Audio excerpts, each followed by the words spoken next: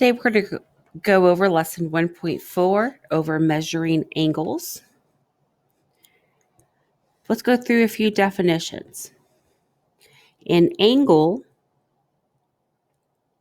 is formed by two rays with the same endpoint.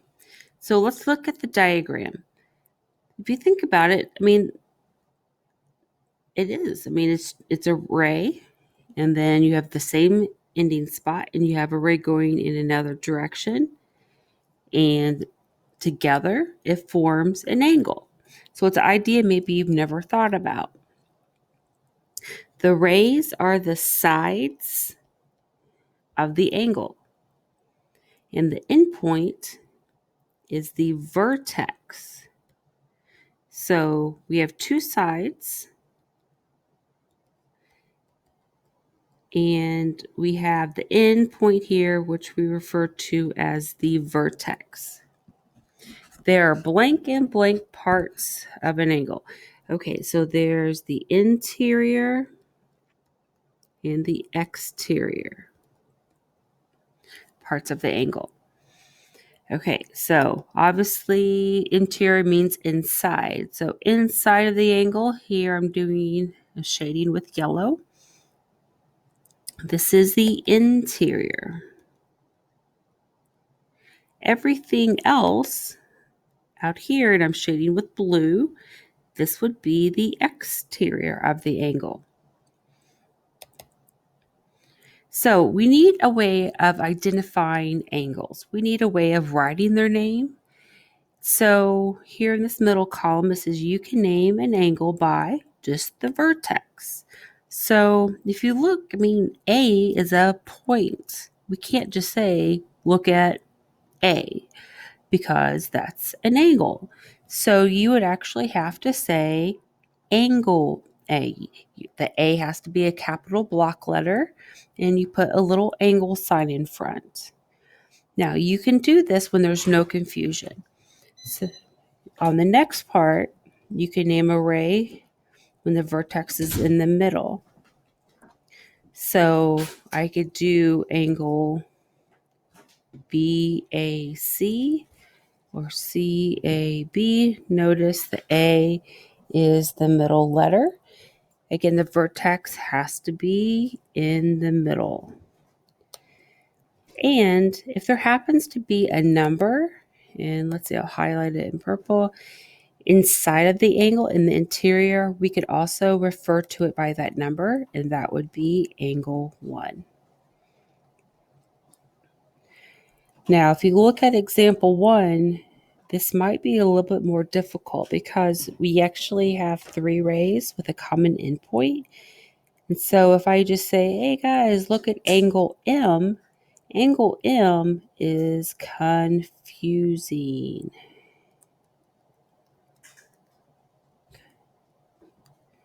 Okay, so I'm not going to call it angle M because there's too many angles to look at, because I could be referring to this angle I just outlined in blue, which is actually angle 1. I could be referring about angle 2, or I could be referring to this big angle, which I'm outlining in yellow, and we really don't know. So I need to label it a different way. So let's use 3 letters. So for angle 1, let's use 3 letters, and for angle 1, I would use JMK. Now notice there's an angle sign in front. If you forget the angle sign, that automatically turns into the way you would write a plane. So that's confusing, so you have to make sure the angle sign is there. For angle 2, name the 3 letters. M has to be in the middle. So this is KML. Now someone might ask, can I say LMK? And for the very first one, could I have said KMJ? And the answer is yes. It doesn't matter as long as M is the middle letter. So I need the big angle. Now, again, I can't just say M because that's confusing. So let's use 3 letters. And so I'm going to say JML or LMJ. So those are all the different ways you can name this properly. Angles are usually measured in degrees. And there are a total of 360 degrees in the circle. The straight line has 180 degrees. A right angle has 90 degrees. And if I wanted to say the measure of an angle, there's a really fast shortcut way of writing that. I would just put like an italics M, and then an angle symbol, and then whatever angle I'm referring to. So maybe angle B. So if you happen to see this with the M, the angle, and then a name of an angle, you would know this means, hey, I'm finding the measure of this angle. So we have 4 types of angles here. We have acute, which is less than 90.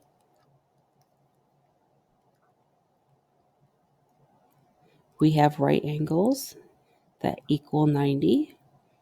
We have obtuse angles that are more than 90. And they are also less than 180. And straight angles equal 180. If you notice, this looks like a line. And really, it means it's a ray to the right. It's a ray to the left. So it's a straight angle. It equals 180. So, the next blank here says angles with the same measure are congruent.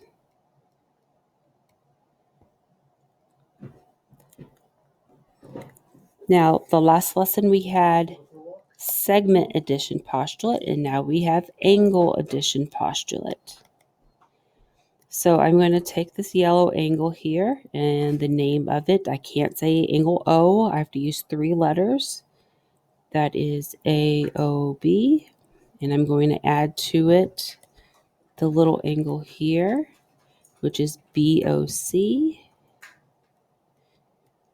And together it equals this big angle. And its name is AOC. Now, just a reminder that O has to be the middle letter because it is the vertex. The other 2 letters, for instance, A and the B here, technically these could be flip-flopped. And the B and the C could be switched, and the A and the C could be switched because it's the same measure no matter which way you're going. Okay, so we have 2 examples left. It says, for example, 2, angle DEF is a straight angle. So you need to know what straight angle means. Straight angle means they equal 180 degrees. So we're going to have to apply some algebra here. Can we add these together and make an algebraic equation and make it equal to 180? And sure we can. So I took the big angle plus the smaller angle to equal 180. So now let's combine like terms. So 11x and 2x is 13x. Negative 12 and 10 is negative 2. And this equals 180. I'm going to add 2 to both sides. So 13x equals 182. All right, so 182 divided by 13 is 14. Are we finished? And again, hopefully you know we're not, because we have to answer the question, which is what's the measure of those 2 angles, DEC and CEF? So it's really just a matter of plugging the 14 back in. So DEC, I'm going to use this equation right here. So that's 11 times 14 minus 12. 11 times 14 is 154. Minus 12 is 142. Okay. Let's do the other angle, which is CEF. I'm going to use the second equation. 2 times x. I know x is 14 plus 10. So it's 28 plus 10, which is 38. I can quickly check this. I can take 142 and the 38, add it together. And if I don't get 180, I know I have a problem. But I get 180. So I know my answer is probably good. Okay, so we're down to the very last question. It says, if the measure of RQT, so that's all of this, is 155, find the measures of the two angles. Okay, so we need a way of setting this up. And it's going to be very similar to the one before. This, again, is angle addition postulate. Do we have the measure of this first angle? Yes, we do. It's 4x minus 20. And do we know the measure of the next angle? When we do, it's 3x plus 14. And together, that equals 155. So let's add it all up. 4x and 3x is 7x. Negative 20 and 14 is negative 6. Okay, so 155 plus 6 is 161. Divided by 7 is 23. Okay, now, are we finished? I keep asking this question. We're never finished. So we have to plug it back in. Let's find the measure of RQS. So the measure, and here I probably should have put an M for measure. The measure of RQS is 4 times 23 minus 20. So 4 times 23 is 92. So I get 72. Okay, let's do the other one. The measure of angle SQT is 3 times 23 plus 14. 3 times 23 is 69 plus 14 is 83.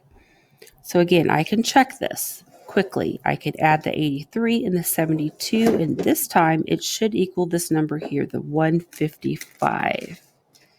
So 83 plus 72, I'm using a calculator, and I get 155. Good. So I know that answer is good as well. All right, guys, so this is it.